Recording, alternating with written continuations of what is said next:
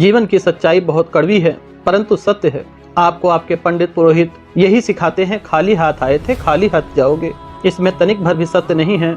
आप खाली हाथ तो जरूर आए थे परंतु खाली हाथ जाओगे नहीं। जो मृत्यु पर विजय पा लेते हैं और ध्यान लगाते हैं वह कभी मरा नहीं करते, उनकी मृत्यु हो ही नहीं सकती। परंतु जब हम इस जीवन में आते हैं, किसी गर्भ में आते हैं, उस गर्भ में हरि विष्णु से हम प्रार्थना करते हैं कि हे परमात्मा इस नरक कुंड से निकाल दे, तेरी बंदगी करूंगा, तेरा ध्यान करूंगा।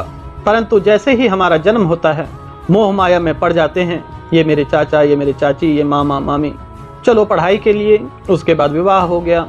वही चक्र मोह माया में फंसकर यह जीवन का जो चक्र है वह एक दिन समाप्त हो जाता है। तब अंतिम क्षणों में फिर प्रभु याद आते हैं कि हे परमात्मा मुझे माफ कर दे।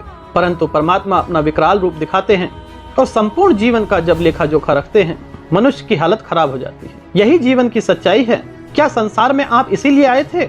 आपको प्रभु ने सिमरन और ध्यान के लिए भेजा था। जब अंत समय आएगा सब कुछ छूट जाएगा। ये साथी संगी रिश्ते नाते कुछ भी आप साथ नहीं ले जा सकते। साथ ले जाने योग्य जो है वह मनुष्य का ध्यान, बाकी सब तो मोह माया।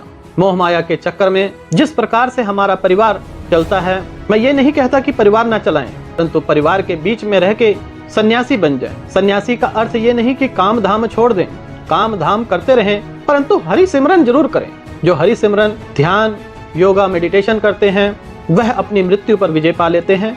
और अपने साथ ना तो आप धन ले जा सकते हो, ना कोई प्रॉपर्टी ले जा सकते हो, ना कोई अपने रिश्ते ले जा सकते हो, सिर्फ ध्यान ले जा सकते हो। जो व्यक्ति अपने ध्यान पर विजय पा लेते हैं वह अमर हो जाते हैं। उनको न दुख होता है न सुख होता है, वही तो है परमात्मा। इसीलिए तो जब किसी की मृत्यु होती है अब आपके पंडित पुरोहित कहते हैं कि वह परमात्मा यह संसार छोड़ चली, और जब तक जीवित था तब तक वह मनुष्य था, परंतु मरने के बाद परमात्मा। जीवित रहते भी आप परमात्मा हैं, मरने के बाद भी परमात्मा आप ही हैं।